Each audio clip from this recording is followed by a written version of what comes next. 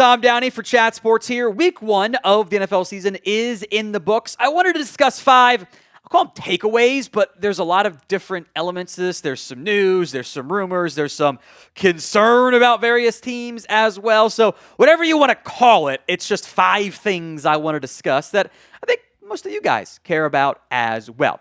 Now, if you want a video like this every week, which we can do, if it is something you guys care about, show it by sharing today's video on social media. I will always try to do the videos you guys care about. Views are a great way to determine that. So more shares equals more views. Share today's video for me on social media. First takeaway, dear oh dear disaster for the Miami Dolphins. That was really bad. And honestly, somehow a 33-8 result is actually better than the way the game went. Both these teams, the vibes weren't good going into the game, right? Miami had kind of a rough preseason, offseason, like Daniel, Tua may not be on the same side or on the same page. Like, how does that play out? Some concerns there. Daniel Jones is going to start for Indianapolis. Like, this game, vibes concerns for both. Indianapolis blew him out of the water. Daniel Jones went nuts. The best game I've seen him play in however many years now. And the Dolphins offense and the defense too just looked like a mess. Tua was terrible in this game. 14 of 23, 114 yards, a touchdown, 3 turnovers as well, which like you just can't be doing in the NFL. Like, you can't turn the ball over that much and expect to have the results go the way that you want it to. His QBR was 2.7. That's ESPN's metrics, so whatever. But to put 2.7 into perspective of what that means, that's 2.7 higher than a dead body. Like, it doesn't mean anything. That's horrible. And he was bad under pressure, per NFL's next-gen stats. Tua under pressure was 0 for 3 on 7 dropbacks, 3 sacks, a fumble, and a 4.07 time to throw, which means they're coverage sacks. He's holding the ball way longer than he ever normally does. There is a chance this all goes belly up for the Dolphins quickly this year. I am concerned at this point. So what is your panic level for the Miami Dolphins? A few more thoughts on this I do want to get into. Scale it for me from 1 to 10. 1 on the low end, 10 on the high end. Let me know in the comments section of today's show. Here's my thoughts. Look, there were worrisome vibes entering the season. I think they're even worse now. Like, this Dolphins team, what feels worse right now? Is it in Florida? Is it the Dolphins or the Florida Gators? Like, you got the Patriots this upcoming week, Bills, Jets, Panthers, Chargers. You bet Browns. You better start winning some games. Otherwise, like that late season run when you play the Ravens, the Bills, the Commanders all in a row, and then you also get to wrap up with Steelers, Bengals, Bucks late in the year, not going to do anything. This team is built to be a playoff contender. Doesn't mean they built it well, but that's their goal. I think both Dolphins head coach Mike McDaniel and the GM Chris Grier have to be on the hot seat right now. They don't have a lot of cheap young players. They've made moves to acquire veterans to go out and make big-time plays. Like, they have not delivered on that. The biggest issue the Dolphins are going to run the risk of getting themselves into here long-term is saying, well, McDaniel can stay but Grier goes, or Grier can stay but McDaniel goes. I hate it when NFL franchises, that the Bears did it for years, often tying themselves to a QB.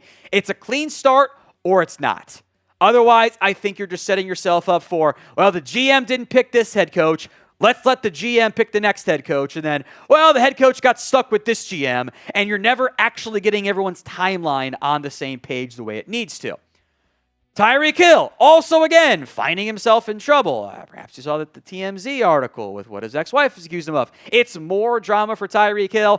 The way the contract is set up, it's tough for Miami to trade him. I don't know if a team wants him. There's another... we're months removed from him saying, I want out of Miami.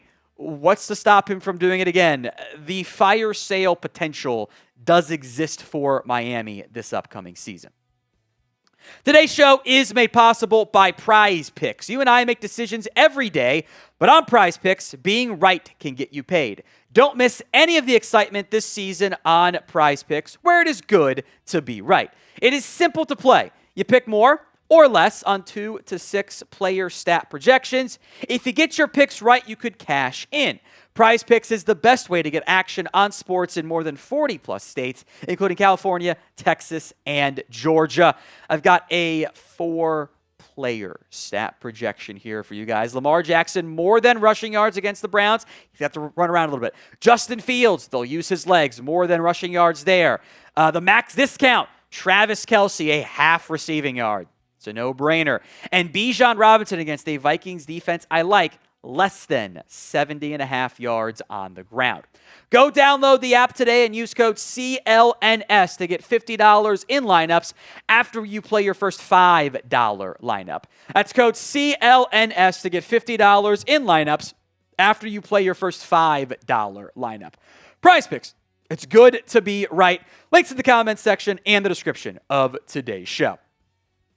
Let's go with a two-parter here. Vikings/Bears, but really the quarterbacks, J.J. McCarthy and Caleb Williams, and very much tales of one quarter versus 3 others for both sides. If you didn't watch that Monday Night Football game, I'm sorry, that was an awesome game. The Vikings rallied from down big, 21 unanswered in the fourth quarter to take the lead and then hold on for dear life against the Bears, 27-24. Minnesota wins.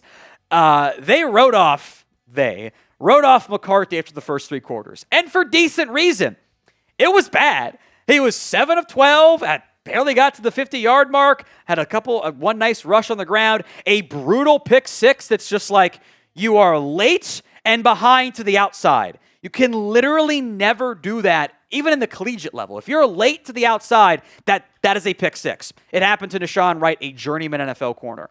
Then in the fourth quarter, kind of like how against Bowling Green, he threw 3 picks. In the preseason, he had the pick and then got going after that.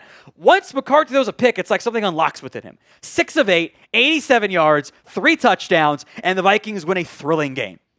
So big picture. Overall, I want you to grade J.J. McCarthy against the Bears on Monday Night Football. Is it just an A for the way he finished? The first 3 quarters were an F. Are you somewhere in the middle? Let me know in the comments section of today's show. Like on one hand, you had McCarthy rallying. On the flip side, you had an incredible start to the offense for Caleb Williams and the Bears, and then it all faded away. 9 of 9 for 56 yards, some scrambles mixed in there as well for Caleb Williams, a touchdown. And then, look, I don't know how to say the fact, like, he just missed guys. There were guys open. He was missing throws. He was a little bit late at times. Didn't always see it properly. The points of Caleb Williams when you drafted him was that he was the guy right away. Yeah, there was some technique stuff you could work on, but like he was accurate at USC. But the fact that he was not accurate against the Vikings, it's a tough defense. I acknowledge that. That should raise some red flags, frankly. 12 of 26 is not going to win you football games. Ben Johnson dialed up some fun plays. It was a great start. Then it was more just heartbreak for Bears fans. You need more from Caleb. 1 game, long season, but progress is needed. Let's go to Geno Smith, who I was very impressed by in the Raiders' win in the Josh McDaniels revenge game for both sides, taking down the New England Patriots. That was a sharp performance out of Geno Smith. A lot of just high-level NFL throws, willing to attack the ball downfield, the seam shots that he loves, that some other top-end quarterbacks like as well, obviously. Geno, 24 of 34. He was great. You know, even probably better from a yard perspective than you would expect for 20 points. Like you say, oh, Geno threw for 362. What they have? 30 points? Nah, just the 20. The interception was not great.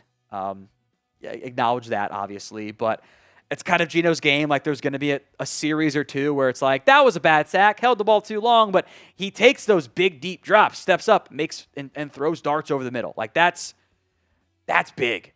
I think Geno and the Raiders are going to be a much more competent offense.